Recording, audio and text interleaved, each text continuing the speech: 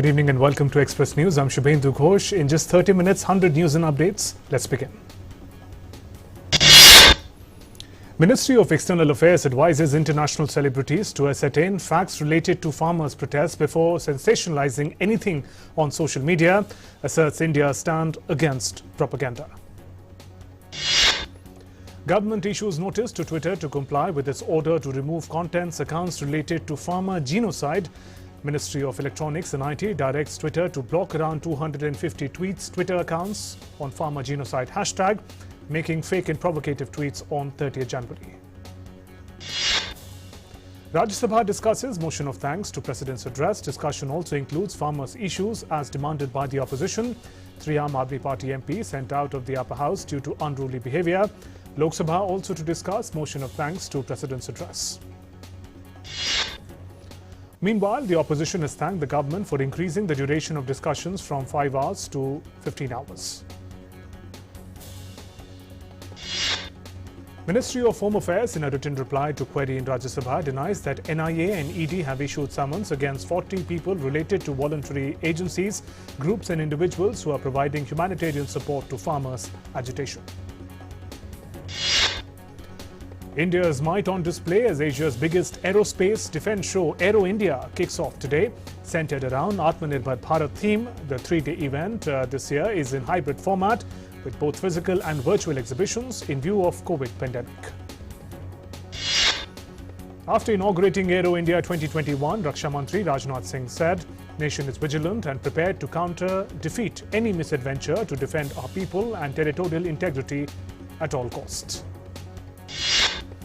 Raksha Mantri Rajnath Singh said India has taken steps to strengthen its security apparatus, added that domestic manufacturing of bigger, complex defence platforms have now become the focus of our policy under Atmanirbhar Bharat Abhiyan. American B-1B Lancer aircraft took part in AERO India show in Bengaluru. The aircraft flew from an American airbase in South Dakota, US, for over 26 hours to reach the city. Supreme Court constituted expert committee on farm reform laws meets farmer unions.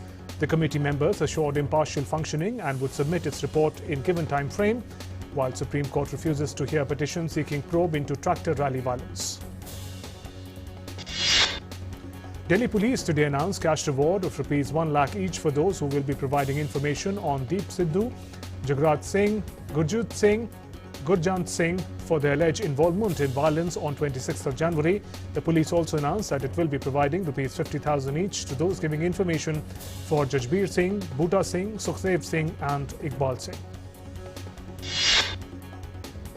BJP spokesperson Sambit Patra has accused Congress leader Rahul Gandhi of political opportunism on issue of farmers and misleading the farmers. He termed the stand of Rahul Gandhi as his immaturity. He was addressing media at the BJP headquarters in Delhi. BJP President JP Nadda attacks LDF government alleging corruption and ill management of COVID scenario in the 3-day Kerala visit. Exerts confidence of BJP gaining huge leaps in the upcoming assembly elections in the state. A new portal for monitoring Govardhan activities across the nation was launched in New Delhi. Govardhan is an important component of ODF Plus under Swachh Bharat Mission Phase 2. India continues to achieve significant milestones in its fight against COVID. India's recovery rate remains at more than 97% with over 14,200 recoveries in the last 24 hours. Total recoveries have crossed 1,462,600 mark. Active cases declined to 1,60,057 cases. According to Indian Council of Medical Research, the testing for COVID-19 is on full swing and over 19,84,73,000 tests have been conducted so far. Over 7,21,000 tests were carried out for COVID just yesterday. Balram Bhargav, DG ICMR, today said that Council has worked on testing and vaccine scaled up from 1 lab to 2,500 labs so far in the country. Chief of Air Staff Air Chief Marshal RKS Bhadoria has said that Indian Air Force has built bridges of friendship through numerous bilateral and multilateral exercises with large number of nations who share common values and interest in maintaining peace and stability. He was speaking at the Chiefs of Air Staff Conclave in Bengaluru on the sidelines of the AERO India show today. Defence Minister Rajnath Singh has said Atmanirbhar Bharat has been vision of Prime Minister Modi, and LCA Tejas aircraft has been successfully operationalised and inducted into the Indian Air Force. It is a state-of-the-art weaponry. He was addressing the Chiefs of Air Staff conclave from the sidelines of AERO India show in Bengaluru. JDU Rajya Sabha MP Ramchandra Prasad Singh said that farm bills will be beneficial to farmers. He added that all three bills are to support farmers and will help them increase their income. Bihar police has arrested one person today in connection with Indigo station manager Rupesh Kumar Singh's murder case. Police said that accused Rituraj had a near-death accident with the victim in November, followed by heated argument. Efforts to arrest three other accused is underway. A court in Kochi granted bail to suspended IAS officer M. Sivasankar, who was accused in dollar smuggling case, which came to light during the probe into the gold smuggling racket in Kerala. He has been asked to furnish bond of rupees 2 lakh to sureties for the like amount and appear before the investigating officers every Monday. Brihan Mumbai Municipal Corporation Deputy Municipal Commissioner Ramesh Pawar today accidentally took a sip from a bottle of sanitizer while presenting the civic body's education budget. The water bottle was kept beside sanitizer and he mistakenly picked the wrong bottle. Enforcement Directorate has today summoned owner of Enter10 Network, Manish Singhal, for questioning in connection with the TRP scam. The fake TRP scam came into light last month when the rating agency, Broadcast Audience Research Council, filed a complaint through Hansa Research Group alleging certain TV channels were rigging TRP numbers. DMK Chief M.K. Stalin paid floral tributes to party founder and former Chief Minister of Tamil Nadu, C.N. Annadurai, on his 52nd death anniversary at Anna Memorial. Earlier, he led a silent march from Chepok Valaja Road to Anna Square at Marina Beach in Chennai.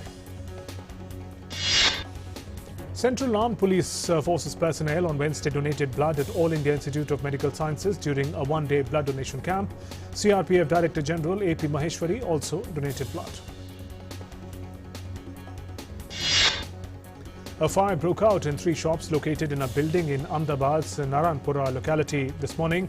8 people were rescued from the premises. The blaze erupted around 6:30 a.m. in the shops on the ground floor of the 3-story building. The cause of the fire is not immediately known. Meanwhile, a case has been registered against Aligarh Muslim University alumnus Sharjeel Usmani for his speech at the recent Algar Parishad conclave. Maharashtra Home Minister Anil Deshmukh has said he is not in Maharashtra and a team has been constituted to catch him.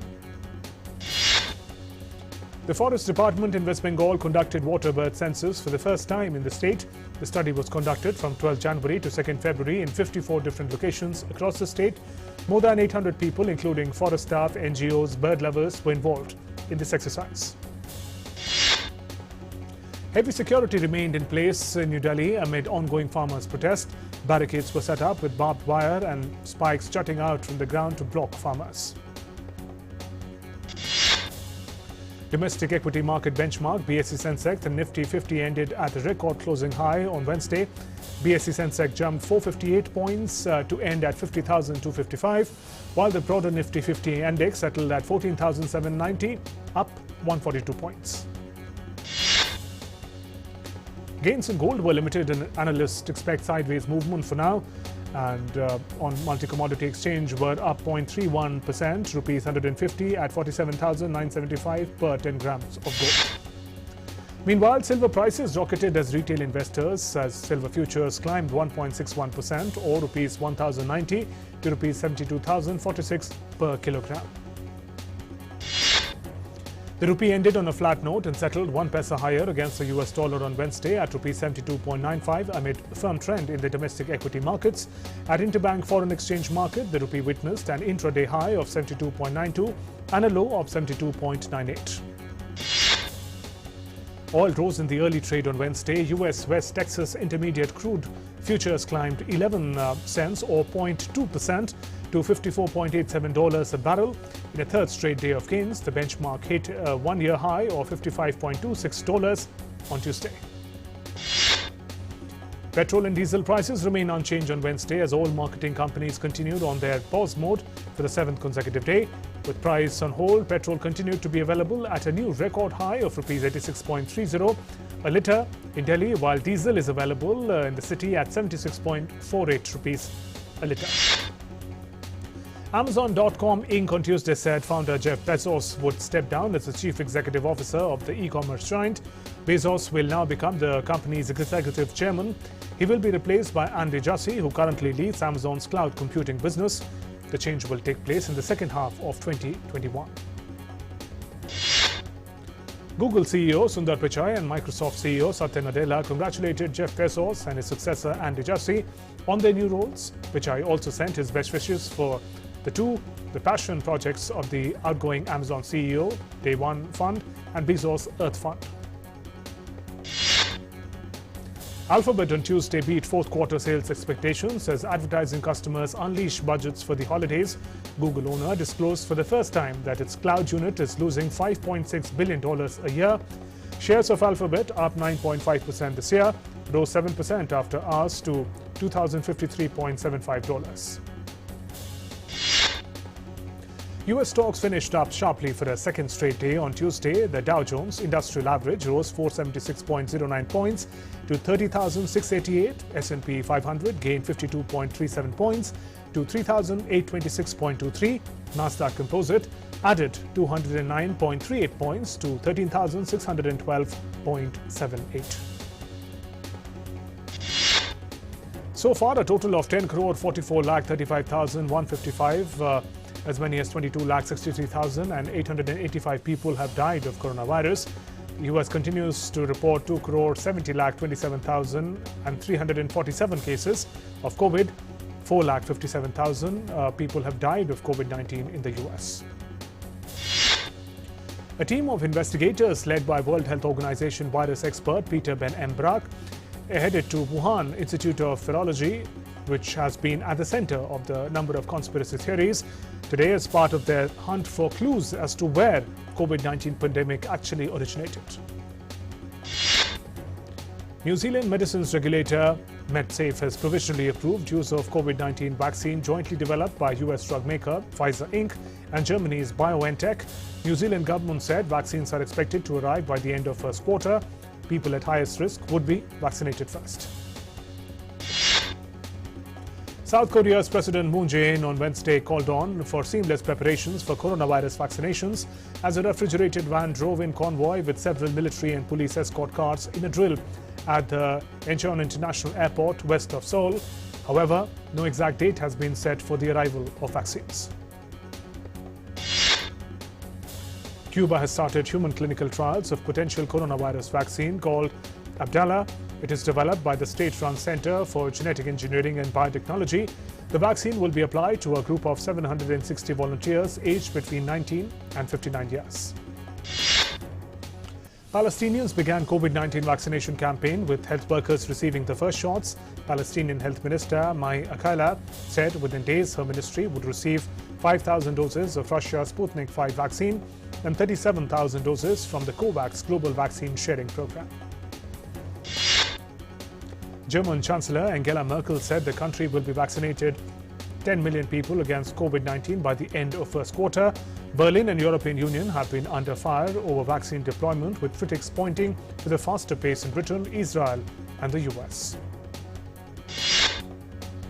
Saudi Arabia has suspended entry of travelers from nearly 20 countries, including India, to restrict the rising COVID-19 cases. The country will only allow Saudi citizens, diplomats, health workers coming from other countries. Venezuela President Nicolas Maduro said further shipments of oxygen will be sent to neighboring Brazil to treat COVID-19 patients. He said 3 trucks were currently loading with oxygen. 2 would be destined for Brazil's northern Amazonas state, while 1 would go to Roraima state. China has arrested more than 80 people for smuggling and supplying counterfeit COVID-19 vaccine amid reports that some of the jabs have already made their way to Africa. Some 3,000 doses of the fake vaccines were confiscated from the accused.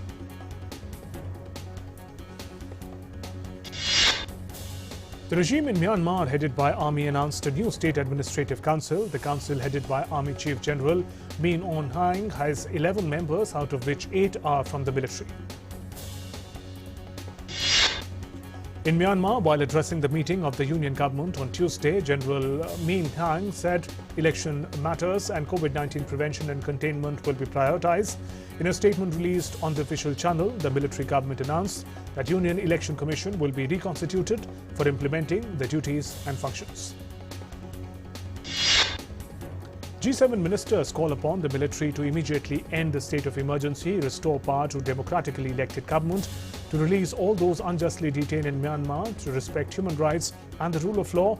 The ministers recalled their 2019 communique, which reinstated its commitment to Myanmar's democratic transition, peace and accountability for human rights violations and abuses.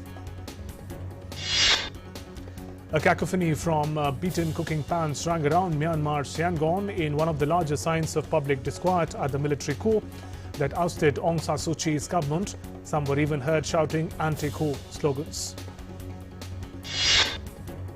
Hundreds of people from Sydney's Myanmar community, alongside supporters of the National League for Democracy, protested in Sydney against military coup in the country and sudden detention of Aung San Suu Kyi.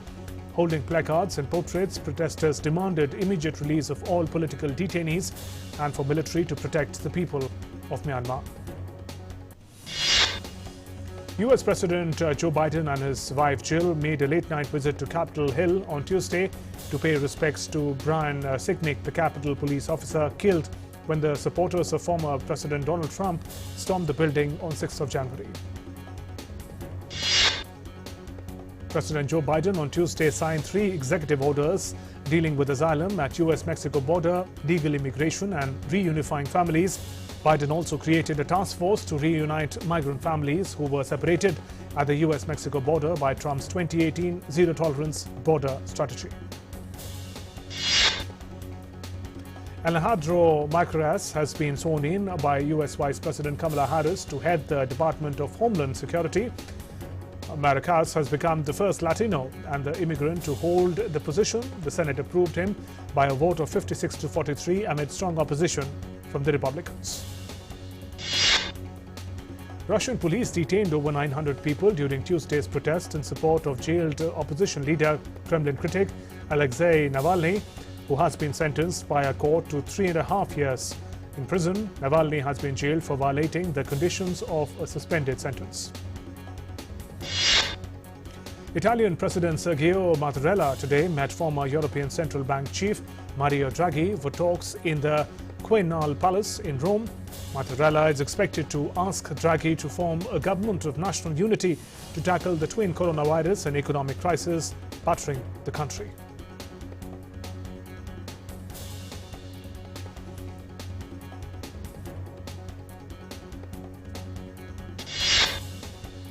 Moving on, a SpaceX Starship prototype rocket exploded on landing after an otherwise successful high-altitude experimental launch from Boca Chica in Texas, US. Spot is a dog-like robot making rounds in news across America. The robot, developed in the US, it has now been provided arms in its new version. As people across the US Northeast were digging themselves out on Tuesday after a powerful storm blanketed parts of the region, with more than 2 feet of snow, New Yorkers went sledging in Central Park. Pennsylvania's most famous weather prognosticating ground, Naxon Launi Phil, saw his shadow on Tuesday, a clear indication of 6 more weeks of winter. 4 will fly on Super Bowl Sunday, scheduled on February 7th, as the Puppy Bowl kicks off on Discovery Plus and Animal Planet. Captain Tom Moore, the British World War II veteran who raised millions of pounds for health service workers on the front line of the battle against COVID, has died at the age of 100 after contracting COVID-19. With coronavirus pandemic closing down theatres, Lithuanian opera stars perform in front of one-person audience in otherwise empty music halls. Young and old men and women meet Cairo Beetle lovers spurring through the city highways in multicolored and vintage Volkswagens. Dubbed Egypt Beetle Club, the group of enthusiasts gather every week. With a treehouse exterior and walls designed to resemble branches, this Palestinian cafe hopes to surround its customers with a feel of nature. Famous for its use of wooden benches and soft earthy tones, The cafe is designed for visitors to unwind with calm, nature-like surroundings. 7 departments of Qingdao City in East China's Shandong province issued welfare vouchers and free tickets of scenic spots for non-local workers during the Spring Festival. The canteen and dormitories will open to workers for free. Shandong Dongyang City also rolled out measures to support migrant workers. Sports Minister Kiren Rijiju inaugurated a new office of Fit India at Delhi's Jawaharlal Nehru Stadium. Sports Minister said that there is no shortage of funds in Sports Ministry for Olympics preparations. Australia withdraws from South Africa tour in February-March. After postponement of the South Africa-Australia Test Series, New Zealand were confirmed as one of the finalists of the inaugural ICC World Test Championship. Indian bowler Ashok Denda on Tuesday announced retirement from all formats of the game. Meanwhile, Manchester United equalled their Premier League record win as Southampton found themselves on the wrong end of a 9-0 scoreline once again.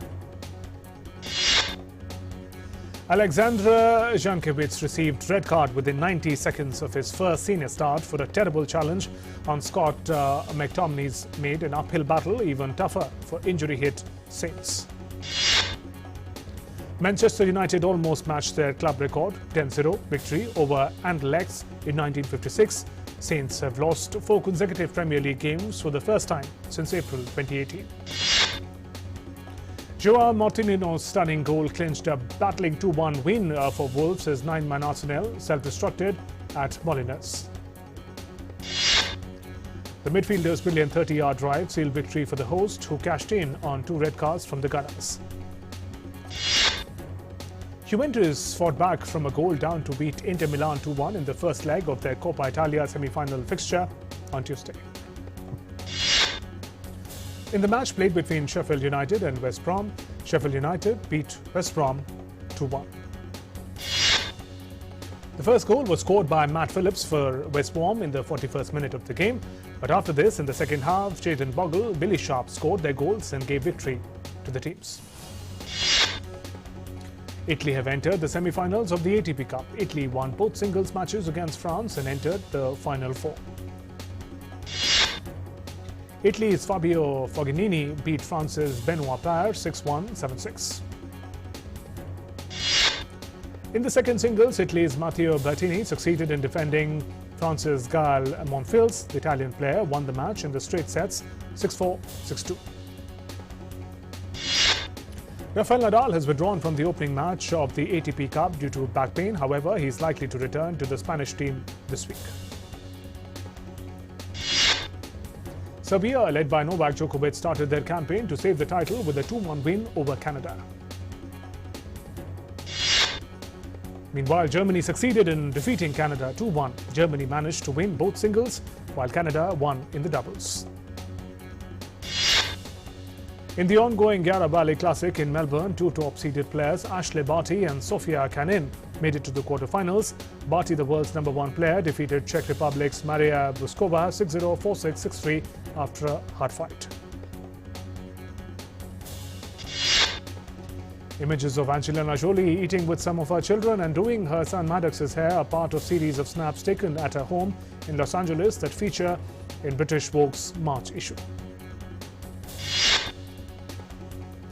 As well as the black and white images of Jolie with her children and an interview, there is also a video of Jolie taking part in Vogue's In the Bag series, which shows stars who feature on the cover going through the contents of their bag.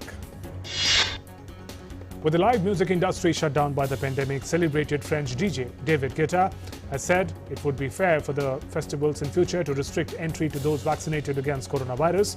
Guetta urged fans to get vaccinated. Guetta said he was hoping for an end to the pandemic this year, which has been terrible for the industry, and for 2022 to be the biggest party year ever. Hal Holbrook, an award-winning actor, has died at the age of 95 on January 23rd.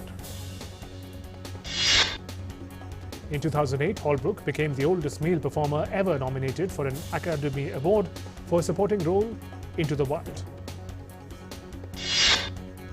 Singer and actress Zendaya says she has never yet forgotten to thank a loved one at a big event, and she's certainly not likely to after making Malcolm and Marie.